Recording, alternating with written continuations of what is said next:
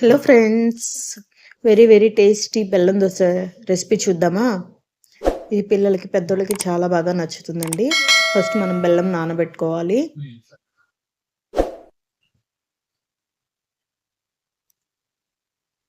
నానబెట్టిన తర్వాత ఆ నీళ్ళని కొంచెం పొయ్యి మీద పెట్టి హీట్ చేయాలి. హీట్ చేస్తే బెల్లం అనేది తొందరగా మెల్ట్ అవుతుంది.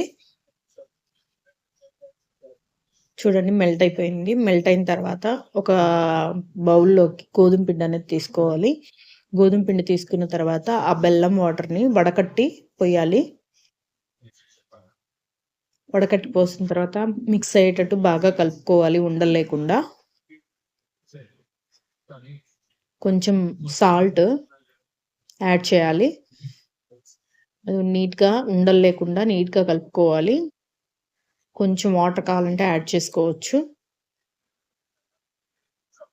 పెనం బాగా కాగిన తర్వాత కొంచెం మందంగా వేసుకోవాలి. ఇది మామూలు దోశలు వేసుకున్నట్టు పల్సగా వేసుకుంటే రావండి, అతుక్కుపోతాయి. సో అందుకని కొంచెం మందంగా వేసుకోవాలి. అంతే, టేస్టీ టేస్టీ బెల్లం దోశ రెడీ అయిపోయింది. ఆగండి ఆగండి, చూసి వెళ్ళిపోకండి. సబ్స్క్రైబ్ చేయండి, అలాగే లైక్ చేయండి. మళ్ళీ మరొక వీడియోతో మళ్ళీ మీ ముందుంటాను. Thank you for watching. Bye bye.